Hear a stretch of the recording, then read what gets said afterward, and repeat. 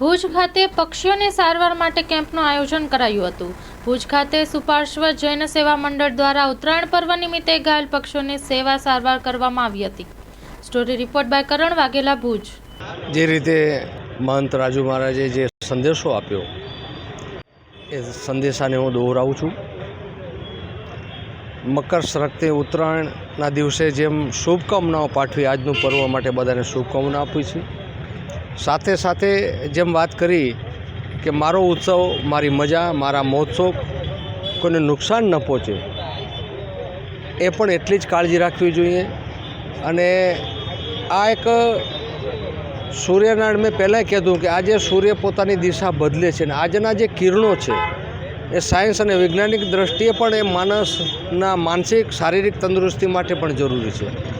અને ઋષિમુનિઓએ જે રીતે આપણા ઉત્સવો, આપણા પ્રસંગો જે રાખ્યા છે એની પાછળનું એક લોજિક, એક સાયન્સ છે કે એમને ઉત્સવો ક્યારેય રાખી દીધા એવું નથી, પણ લોકો સ્વાર્થી છે, લોકો સમજણ વગર આવતી પેઢી ભૂલી જશે અને સૂર્યકિરણો લેતા એસીમાં બેસવું, એસી ઓફિસ, એસી ઘર, ક્યારે પણ આ સૂર્યકિરણો લેતા નથી। તો આજના આખા દિવસ સૂર્યના કિરણો મળે, પ્રથમ ઉત્તરાયણનો હેતુ એ છે।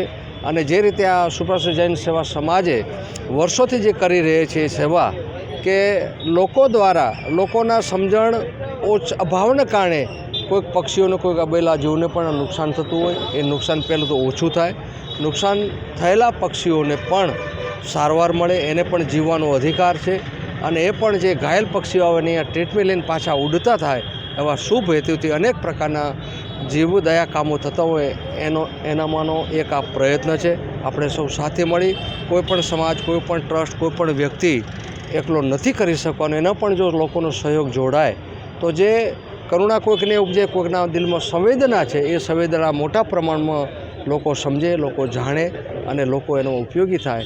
અને માત્ર હું નહીં પણ બધાને જીવવાનો આ સૃષ્ટિમાં અધિકાર છે એવું જો સમજે તો ચોક્કસ આપણે નુકસાન થતું પહેલું અટકાવી શકીએ। નુકસાન થયેલા પક્ષીઓને એને દવા કરી, ટ્રીટમેન્ટ કરીને એ પાછું વિચરતું થાય એવા હેતુથી ફરીને હું શુભકામના આપું છું। અને બને ત્યાં સુધી લોકો પણ આને સ્વીકારે। જે રીતે આજે દોરી વાત કરી, ચાઇનીઝ દોરી, તો કેટલાક આપણે કિસ્સા પણ જોતા હોય કે બાઇક લઈને જતો હોય, સાયકલથી ચાલતો હોય તો નળી પણ ક્યાંક ઈજા થાય છે અને ક્યાંક મૃત્યુ પણ બને છે। તો લોકોને જાગૃતિને કારણે હું પગે ચાલતો ક્યાંક મારા વિસ્તારમાં દોરી પડ્યો તો એને લઈ અને હું એક બાજુ મૂકી શકું, એ પણ એક પુણ્યનું કામ છે। તો માત્ર પુણ્ય કયું કહેવાય, કોને કહેવાય નહીં, પણ હું કંઈક સ્વાર્થ વગરનું કરું છું એ પુણ્ય છે, એ સ્વાર્થ વગરનું કામ થાય છે, એ સાર્વજનિક છે। આવા હેતુથી ફરીને હું શુભકામના આપું છું। ધન્યવાદ। ખાસ તો આપ સૌને મકર સંક્રાંતિની ખૂબ ખૂબ શુભેચ્છા। અને આ શુભેચ્છા સાથે આપણે જે આપણો તહેવાર ઉજવીએ એમાં ભારતીય પરંપરાગત ઉજવી અને આ તહેવારોમાં એમાં ખાસ કરીને મકર સંક્રાંતિના દિવસે આ ચાઇનીઝ દોરા દ્વારા જે પક્ષીઓ જે ઘાયલ થાય છે અને ખરેખર માનવ સમાજ માટે એક જ વસ્તુ છે કે અબોલા જીવોની જે સેવા થાય એ સૌથી શ્રેષ્ઠ છે। તો આજ મકર સંક્રાંતિના દિવસે આજે કેમ્પનું આયોજન છે કે જેની અંદર ઘાયલ પક્ષીઓ, અબોલા જીવો, આ પક્ષીઓ જે લોકો એકદમ આકાશની અંદર જે વિહંગમાં ઉડતા હોય છે એ લોકો ઘાયલ થઈને પડે અને એ સારવાર થઈ અને બરાબર થઈ અને પાછા પોતાની દુનિયામાં મસ્ત ઉડતા રહે એવો આ સુંદર કેમ્પનું આયોજન એ ખરેખર પ્રશંસનીય છે।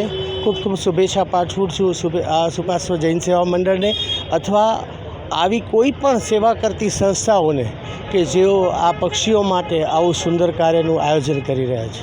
શ્રી સુપાર્શ્વ જૈન સેવા મંડળ ભુજ છેલ્લા 21 વર્ષથી ભુજની આસપાસના વિસ્તારમાં અને કચ્છના મુખ્ય શહેરોની અંદર મકર સંક્રાંતિના દિવસે ઘાયલ થતા પક્ષીઓને અલગ અલગ જીવદયા પ્રેમીઓને સાથે રાખી અને આ જે પક્ષી બચાવ અભિયાન અને ઘાયલ પક્ષી ઇમરજન્સી સારવાર કેન્દ્ર ઊભું કરવામાં આવે છે।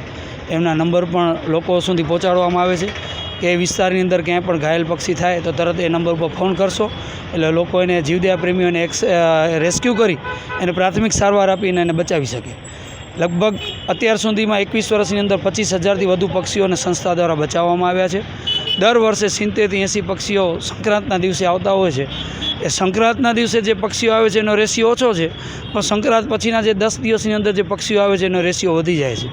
કારણ કે મકર સંક્રાંતિ પૂરી થાય એના પછી લોકો પોતાના ધાબા ઉપર, એના ફળિયામાં, એના આજુબાજુમાં ઝાડ તાર, ત્યાં જે માંજો છે, દોરા છે, એ કટકા ગૂંચળા ઘા કરી દેતા હોય છે. અને એ સમયની અંદર પક્ષીઓ એના ઉપર આવીને બેસે છે, તો એ સમયમાં પક્ષીઓ એની અંદર ફસાઈ જાય છે. બચવાની કોશિશ કરતાં એ એકદમ ફસાઈ જતા કાં મોતના મુખમાં ધકેલાય છે અથવા ઘાયલ થાય છે. તો એ રેશિયો ઘટી જાય એટલે લોકોને ખાસ વિનંતી છે કે આ પક્ષીઓ એ દોરાને બધાને ભેગા કરી અને બારી નાખશો, જેથી આપણે આ પક્ષીઓને બચાવી શકીએ અને આ રેશિયો ઘટાડી શકીએ. આજના સંક્રાંતિના દિવસે પણ લોકોને ખાસ વિનંતી છે, આપના માંજાની અંદર આ સંક્રાંતનો દિવસ છે એ પુણ્ય, ધર્માદા અને મોજશોખનો દિવસ છે. આપ આપના મોજશોખ જરૂરથી માણો.